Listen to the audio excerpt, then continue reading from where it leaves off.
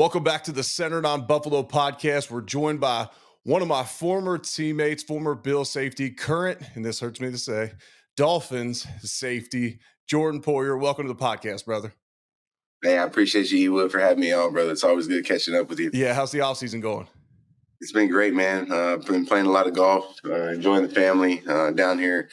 365 days a year now, so I get to enjoy the sunshine a little bit more. So, yeah, man, getting ready for the season, getting ready for OTAs. It's just it's been a nice little transition. I don't have to do too much. Yeah, that's good. Yeah, the travel is an aspect that not a lot of people realize. When you're in the NFL, you generally go back to your hometown during the offseason, then you Mhm. hop back to the city. So you get to eliminate that travel. I know it's disappointing probably in extent, but then there's also some excitement. I get all that. We'll get to that in a second. How's the body feeling right now though?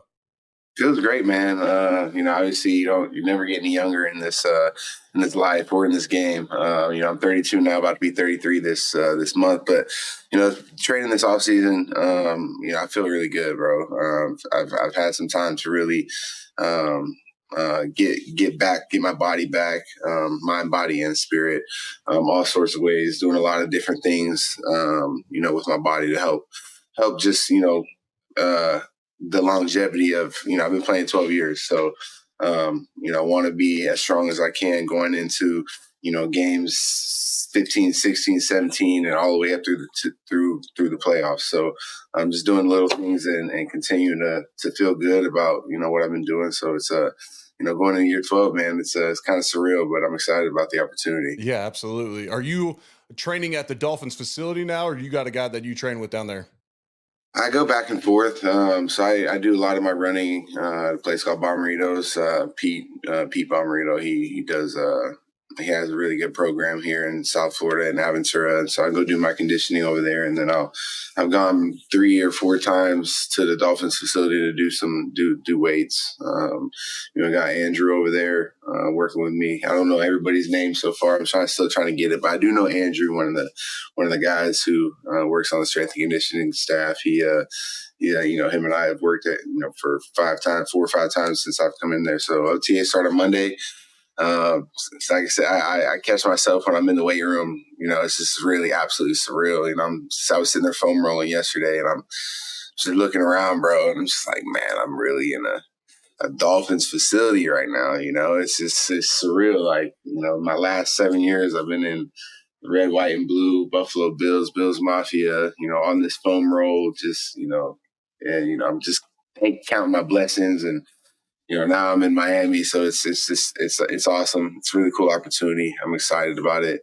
We got a lot to play for. Yeah, you do. And look, as I put it out on Twitter and I was asking people, what they wanted us to talk about on this episode of the podcast, it's amazing how many people just said, just give Jordan our love. Like, you will go down as a Bills legend forever, despite how many more years you play. You were part of that group, especially in this current generation of Bills fans. You were part of the group that took the Bills from the playoff drought. Your first year, you take them out of the playoff drought, and then it was continued success minus that 2018 season, continued success all the way through. So we'll start there where, look, I mean, it's all love from Bills Mafia towards Jordan Poyer. And despite maybe a couple outliers, I'm sure they fire on social media. But despite the couple outliers, I mean, this fan base will love you forever. And I'll be one of those ones clapping when the Dolphins come to town this year to Orchard Park. I'll be one of the ones clapping for you as you come out of the tunnel. So as you look back on your time in Buffalo, I know there's so many highs, a few lows as well, but do you have a favorite memory or something that just sticks out to you when you think back to your time in Buffalo? Man, I can sit here all day, really talk about just my appreciation for the people of that organization, my teammates, that people in that city, not just, obviously I've been able to grow as a player, really came there. Nobody really knew who I was, able to really establish my football career in Buffalo. And, but what's more important to me is, the ability for them to have allowed me to grow as a person off the field. a lot of Bills Mafia. Most of Buffalo has seen me at my lowest of lows, right? Coming in 2017, really not having a clue who I was as a person, going through a lot. At the time, really not understanding I was going through a lot, but I was going through a lot.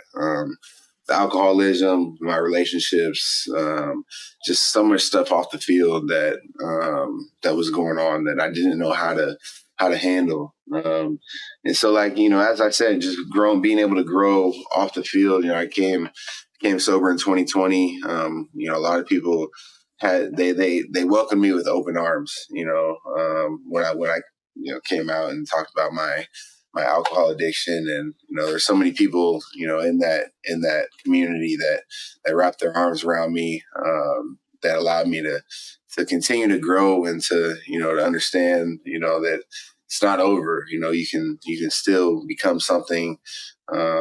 Even though I was down, bro. I was down bad. Just not knowing if I was going to play football again, if I wanted to even play football Mm. anymore.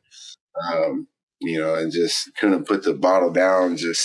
But like I said, there were so many people in that community that, in that organization that wrapped their arms around me, and really gave me the strength and courage to keep pushing forward. And I look back 4 years, it's been 4 years now and some couple months since I've had, any alcohol. And then, just being able to, like I said, just my appreciation for all of those people in that community that wrapped their arms around me and was able to support me on and off the field. And, they'll continue. I know there's, like I said, the outliers or whatever, but I know the true, the true people in Bills Mafia, the true people in the community, they're always, I love them, and there's so much love that I have for them. And, it's just this, it's not a goodbye and see you later. It's just sports, you don't take it too serious. It's just sports. I'm going to see you guys twice a year now.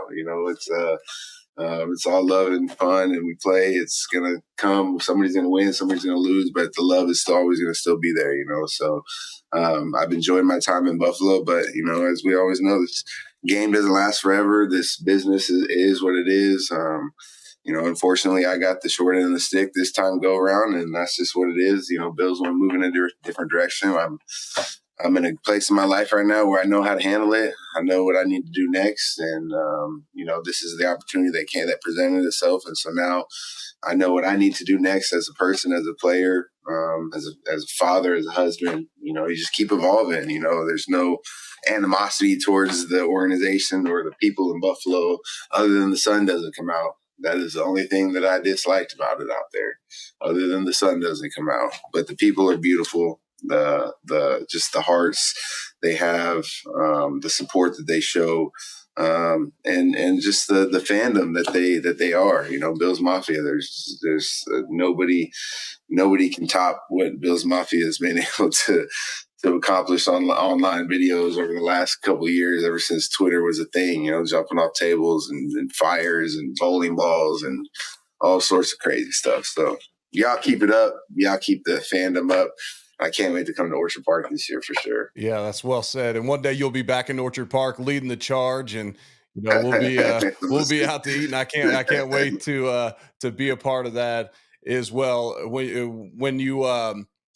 When OTA start up, you're going to have a bunch of unfamiliar faces around you, and this is the first time you've been separated from Mike in a while. When that gets going again, are you guys going to have to like FaceTime nightly?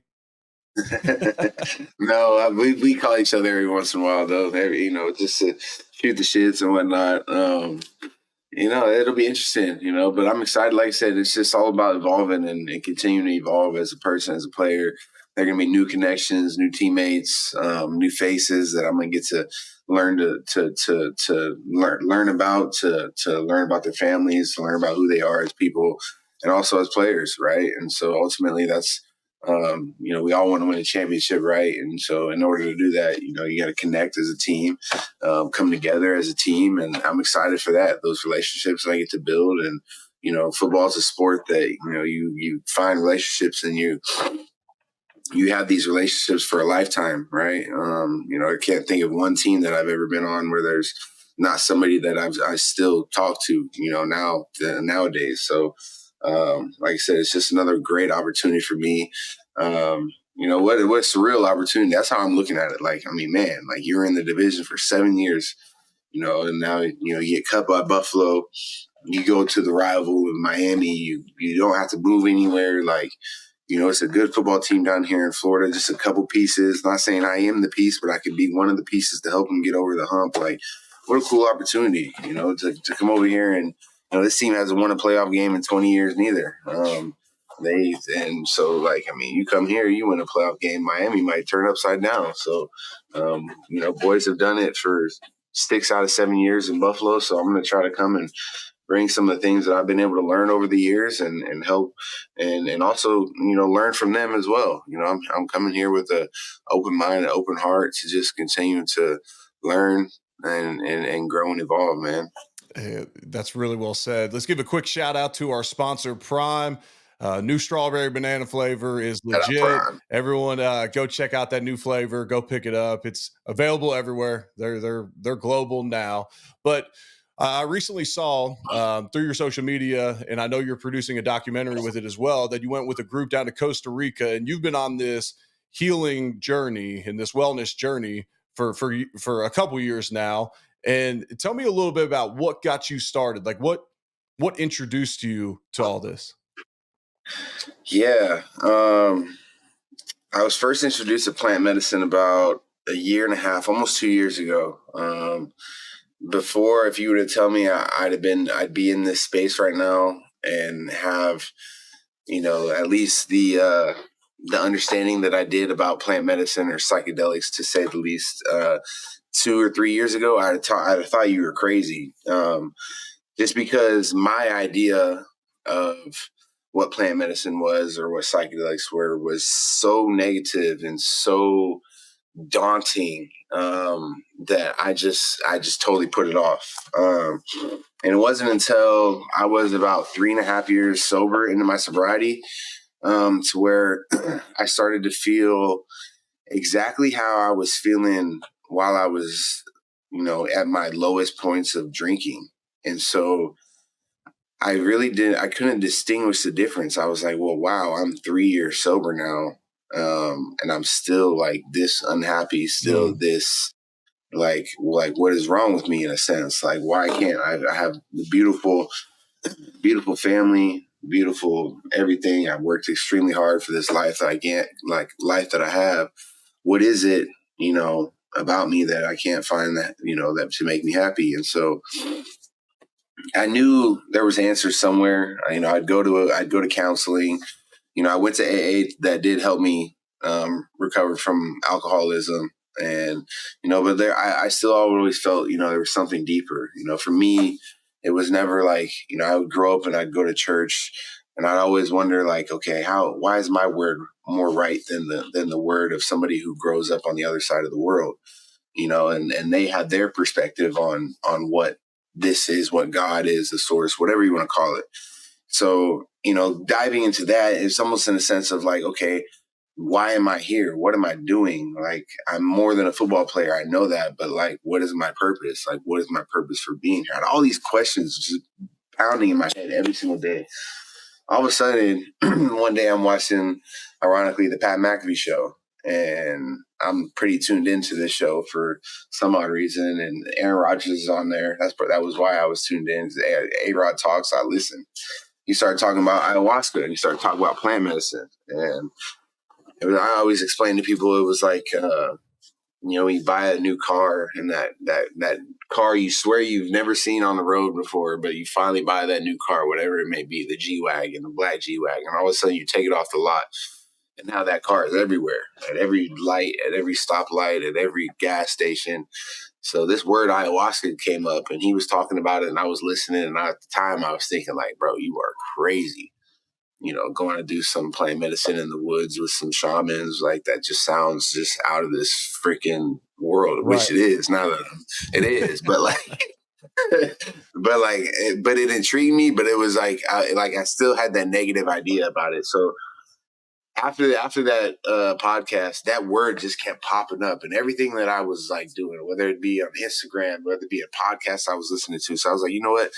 Let me dive into this. So I started to look into ayahuasca and plant medicine and mushrooms, and the more I started to research it, the more I saw how many people actually were benefiting from these treatments. And the more I saw that, the more it started to make sense to me as to like why we are so conditioned into thinking that it is bad or it's negative or you'll have a bad trip or it's like a drug, you know?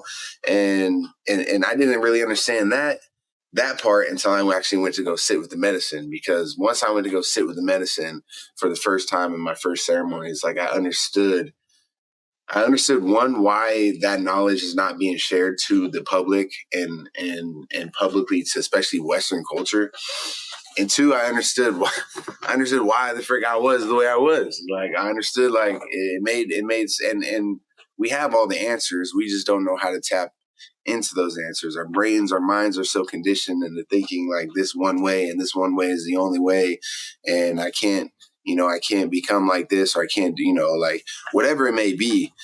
And what plant medicine essentially does is it I don't want to say it kills your ego, but like, so for example, I always give an example of like, okay, we have traumatic instances. Say we were 10 or 11 years old and we get beat up. Say I was Jordan and I got beat up at 10 or 11 years old, and that kid that beat me up, I had this resentment towards, like I had this hate towards, I had all this negative emotion towards, and all of that negative emotion is stored into me subconsciously to now where every decision that I make until I deal with this hate towards him is going to be subconsciously evolving around me getting beat up at 12 until I deal with it. Does that make sense? Yeah, So like totally. you're 16 years old now and you have a relationship with a girl, and you might subconsciously like step out of that relationship or not want to go over this line because of something that happened when you were 10 or 11 years old that you haven't dealt with. And so it doesn't allow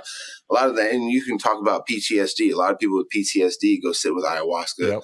because of those post-traumatic stress, those instances, and those negative emotions are stored in our bodies. And when you're able to finally release a lot of those negative emotions and negative feelings stored in your bodies, it's such a liberating feeling. You understand like the connectedness of the oneness of like yesterday's happened. Like you don't have to worry about yesterday. Like it is what it is. Tomorrow's never going to get here. Stay in this present moment. But we're so caught up in every other thing in the world, like, the materialistic things, or like what happened yesterday, or like what's coming tomorrow. It's where we forget to like this moment, like in time and space and time right here, right now. So, I mean, plant medicine really, it opens up. I think of it as a portal or a portal to, we live in a three-dimensional, plane of existence, whatever you want to call it, 3D world of existence. So, ayahuasca will help you tap into the 5D, the 60, the 70. And really, it's not like you're not physically like going somewhere. It's really just tapping into the energy field that is around us all the time, that has been around us all the time. And it teaches you about yourself, about who you are, about your purpose of why you're here. They call them plant teachers for a reason. These plants have been around for centuries, since the beginning of time. And to be honest, like, you see the eclipse yesterday, or was it the day before? The eclipse yesterday or the day before. Like, those aren't just, this random things that happen.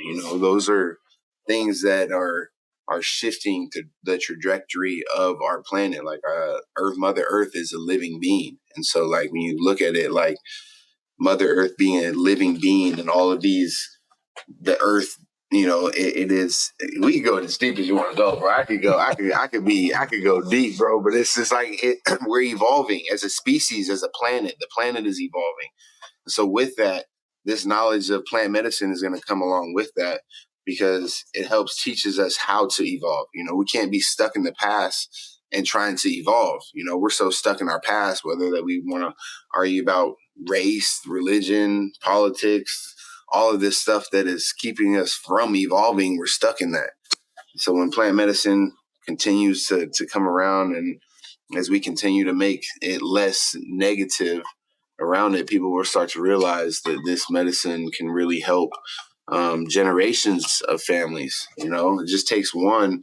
And I don't want to tell people to go do ayahuasca, right? Like, it's not. I want to build awareness around plant medicine and not letting it be such a negative idea around it to where people say, oh, that's a drug, okay, well, you go to Walgreens every other day and pick up your prescribed drugs from your doctor over there. So what are we actually talking about, right? So let's like change the idea of what we calling a drug, um, because it's not. It's not a drug. It's a plant that has been here. There's plenty of plants, holistic plants that we use that are non-psychedelic, what's the word, psychoactive, right? That we use on a daily basis, whether it's in our teas, whether it's in all of those, like Mother Earth is here and has given us all of this technology, and we just don't use it. We want to, like, especially in the Western culture,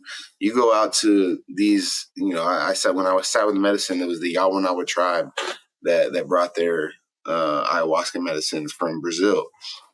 And you have these conversations with these tribes and with these people, these beautiful people, and you talk about values and like just the different types of like what we value compared to like what they value, right? And like we value all those materialistic, the status, you have to be like this or so you can act like this, that's the ego, right? And they're so grounded to, I mean, none of that even matters. Like, it doesn't matter. It's the love that you share. It's the connection that you make. It's the, it's the, how can I help you? How can I serve you?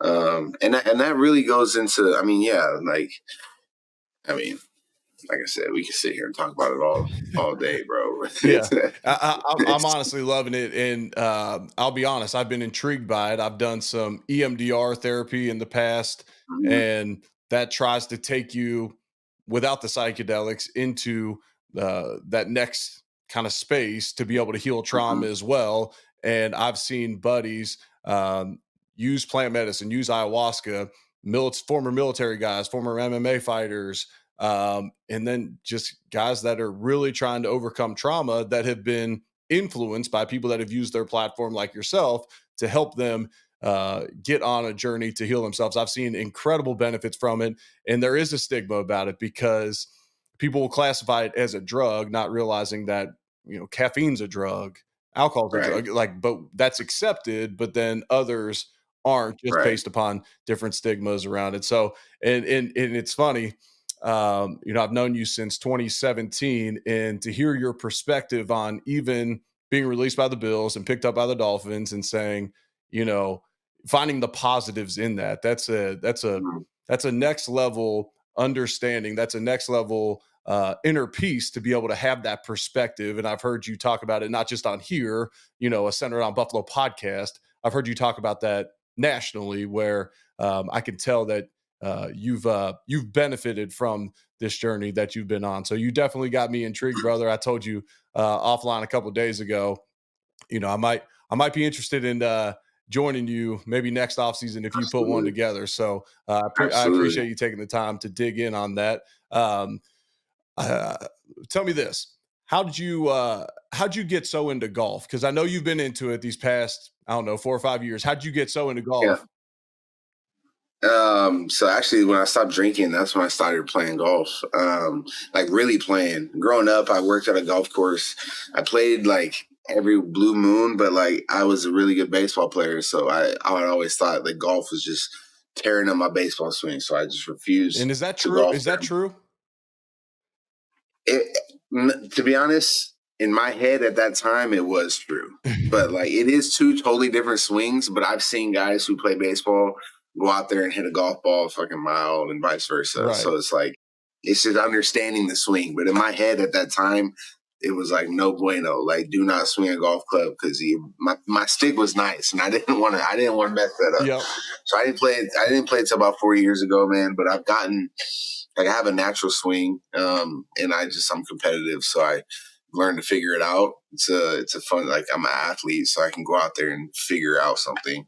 It has taken me a long time to get my game to where it is right now, but I feel really comfortable about going out there and playing with Phil Mickelson and piecing one right down the middle on the first tee box. So yeah, I can go out how'd there and that play. match shake out against Phil? You It were was playing in the we ended up going pro-am, getting yeah. we ended up going tied for seventh. At one point we were first. I had 3 birdies for the squad, which was Wow. fire. Like 3 like solo birdies, like they were my birdies, which was fire at the Blue Monster. Had a 30-footer, knocked in a 30-foot putt in front of Matt Jones, which is dope. Like it was a really cool experience. That live golf tournament is really cool. Augusta this weekend will be dope. I'm excited to watch that. But yeah, that live tournament out here in Florida was a really cool experience. I had never been to one, so it was really cool to be part of. How's it different? Like, I heard there's music going. I haven't been to one yet. I got a couple Oh, dude. buddies on the live tour, and they say it's a great experience. So music's going. What all's different from like a normal PGA event? Yeah, I mean, have you been to the waste management? Yeah. So not as like wild, Yeah. but it's just like it's almost like a Vegas day party. Like, like it was like not like a chill, like you go out to the beach and like the beach or the pool party and it's like playing that like Vegas stylish, like pool party music, like good vibes, not like, nothing crazy. And it was just golf. It was like, they had a bunch of like little like chip shot, like, prizes you could win. All of the clubs were like, I mean, you could tell like the money that they're throwing at these on these tournaments is ridiculous. Like they're having, I mean, it's crazy amount of money that's being spent, but it's a good time. There's so many people out there. That's a great facility too, the Trump National in Doral. But yeah, it was a great time. Got to watch Phil play a little bit. I yelled at him and I felt like a fanboy because I was yelling at him and I was like, Phil, I played with you the other day. And he was like, gave me the thumbs up, the little Yeah. thumbs up Phil be doing. Phil. I'm like, damn, bro. They made me out here feeling like a fanboy, but Was it he, was what, it was cool though. what was he? There's been mixed reviews on Phil over the years. What was he like to play with? Was he a cool dude?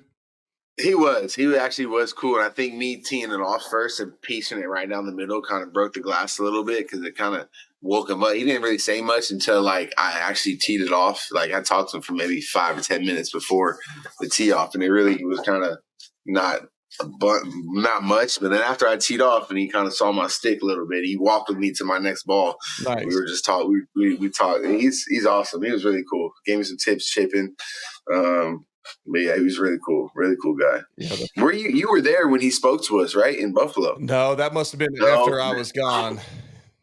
Okay, that might have been 2018 or 2019. Yeah, I missed that one. Yeah. Yep. And then you got to tee it up with my boy Fat Perez. Oh Hey, yes, he's got bro. the game, doesn't he? He does. I was surprised, bro. To be honest, I'm not gonna lie. I didn't know who he was at first. Yeah. I saw this dude out here. Like I was like, damn, he's got a stick for how big he is. I was like, so he's teeing off. Probably like by the third hole, I asked one of the dudes. I was playing with Jordan Player. I was like, yo, like, who is that? He's like, bro, you never heard of Fat Perez? So I had to like look him up. I'm like, oh damn, I've seen him before. Yeah. I had seen him before, but I didn't put it together.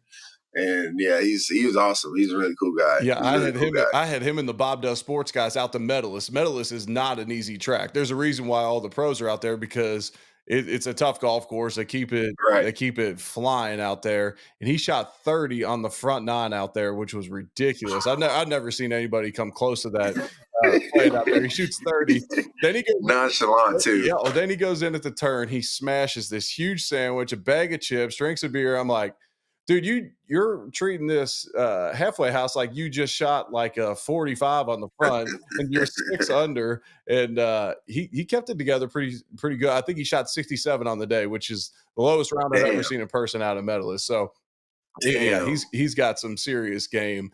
But what's your favorite course you've ever played? That I've ever played? Yeah. Man. I played I played a couple nice ones in Mexico. Like I'm like a on a beach, like on some hills type. Mhm. Like I like those style golf courses. Some good ones in Mexico, and Costa Rica, but I'll say in the States, probably the best one that I played, honestly, is that dang either Trump International, which is up in West Palm, Mhm. or there's the Bears Club, Yep. which is you played up there. Yep. That's a nice. Damn, bro. I played at where they have the West Palm PGA. I played up there too. What is it Yeah, called? they call it the bear trap, right? Yeah. Because it's got the 3 holes on the water at the Yeah. end. Yeah. Yeah. I played there. There's a lot of nice courses. I'm sure you can't just name one of the nicest courses that you've played on. I'm sure there's I think a I lot of could nice name the ones. one, but you're not supposed to talk about the round when you play there, so I'll just leave it. It's in Georgia, but Oh, you had a tough day on the course. no, I'm just saying you're not supposed to talk about. Oh, you're not supposed to talk about Yeah. it. I didn't know that rule. Yeah, you're not supposed to, no social media from there, but you're not really supposed to talk about it. I actually heard Josh Allen talk about it the other day, so I'll mention it. I got to play a couple weeks ago with John Rahm as he was prepping for the Masters. We played Dang. 54 holes, stayed on property, and I'll say that was the nicest course I've ever played. And I know Yeah, it's I in bet. tournament condition and all that, but I don't think it ever gets out of, tournament How condition. fast were the greens fast? Were the greens fast, or are they They were just like nice? they were super fast and almost like in Florida, you have to pay attention to the grain because you Mm-hmm. could be downhill and down grain, and now it's going twice as fast as your last downhill putt. And you truly got to listen to the caddies, or else you could putt it just straight off the green, hit one of those runoffs, and now you're 25 yards away from the stick, and you Damn. were on the green putting. So, yeah, it's a true test, and it's amazing watching a guy like Rom manage that course, and then like you hit on the green, but you hit the wrong spot on the green, and your ball's spinning because you hit a high wedge shot in there. Well, now you're back off the green, and he's like, "Yeah, you just can't play that shot there." I'm like, I don't have another shot from 100. Like from 100, I have a 58th degree, and it's getting up in the air, and that's Fast. what it is. But no, it was special. That and Cypress Point out in California is I've heard of that that one's course. special, special. Let me ask something. Isn't it crazy playing with a pro as far as like I thought it was the wildest thing listening to the pro and his caddy talk on the green about their putts. Right. Like I thought that was it was a different language, and it was like stuff that I had never even would have thought about before. Like are just coming up in these conversations that I'm listening to Phil and his caddy and Matt Jones and his caddy. I'm like, holy cow! Like it like puts it into perspective just how good that those guys are. Right. And it's not like hitting a fairway, it's hitting the right side of the fairway because that gives you the best advantage to get in the green. And it's, Right.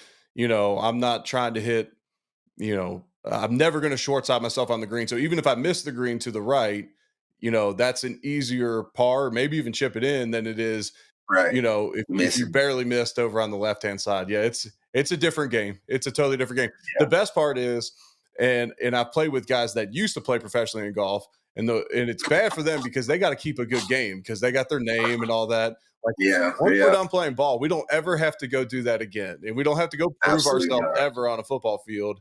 And so when you're done, you could just be like, "No, go pull up the film." That's how I That's roll. facts. Yeah, for sure. That's facts. Hey, couple That is facts. couple listener questions before I let you go. What were your thoughts playing some linebacker last year? Like, did you like when Sean said that, or did you approach him? Like, how'd that shake out, and how'd you enjoy playing down in the box in that dime package last year? Because I'll be honest, that was a big time difference maker. Once Milano got hurt, you being able to do that was huge for the defense.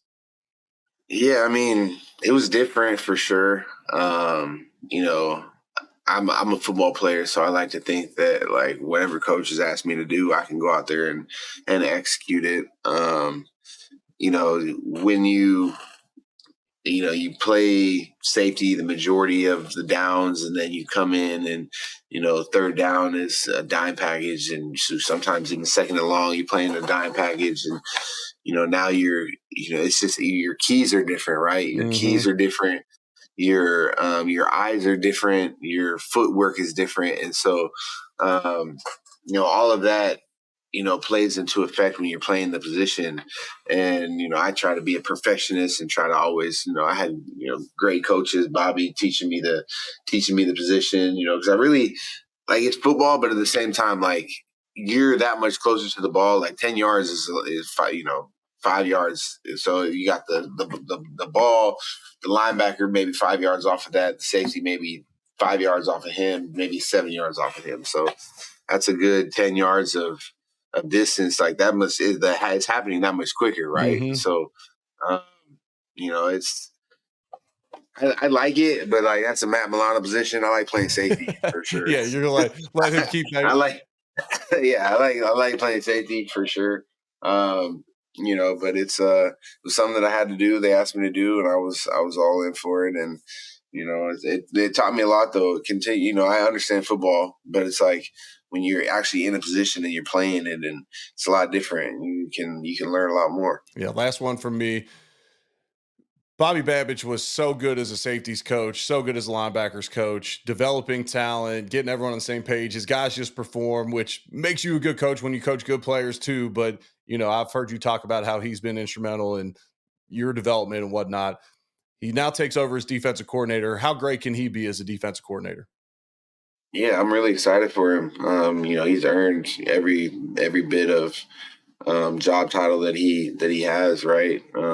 He was with me in Cleveland in 2013, as like an assistant to the assistant defensive back coach. And so seeing him really work his way up the ladder to become a defensive coordinator, he deserves it. If there's any coach that I ever seen deserve a position, it is Bobby Babbage, just because he knows how to. He actually cares. There's a lot of coaches that pretend to care. Bobby actually cares. Mm. He cares about you as a player. He obviously cares about his integrity as a coach. And so he shoots it straight with you, no matter how hard it may be sometimes. But he always is going to coach you to the very best of his ability. And really, it's up to you to whether or not you're going to take the coaching or not, because he's always going to come in with high energy, high positive energy, making you feel good about yourself with the game plan. And so, like I said, it'll be interesting to see how he calls the defense. How much Sean plays a factor in, to what's being called and to, how it's called and when it's called. But I couldn't say enough good things about, Bobby, just because he's helped me in my career so much. But yeah, I mean, he's earned every bit of this position that he has. It'll be interesting to see how he gets, how much, I guess, leash he'll have. Sean likes to have a lot of say in what is being called on Sundays, and so we'll see how that actually plays out. But I'm extremely happy for Bobby. Yeah, when my career ended in 2017, after the 2017 season and the injury got announced, he was about to have to move out of his rental, which we shared a backyard. And I owned my house, and he was like, "Hey, I hope this isn't offensive, but can I buy your house off you?" I was like, "Absolutely, we can get this done. I'll get an appraisal on Clean it. swap. I'll give you three Yeah. percent off, and you can move in next week. It's all good. I'll get my stuff Yes. out of there." So that Absolutely. was a good investment by him, though, because they're still living there, and Yeah. he's been in Buffalo that long. Poe, I appreciate your time, brother. As always, you'll always have a fan Absolutely, of me, no brother. matter what jersey you have on, whatever stage of life you're in. Always going to be a fan of yours, brother. Appreciate the friendship over the years, and you just being you, brother. I appreciate you. Really would. I appreciate you, brother. Thank you for having me on, man. Anytime. Absolutely.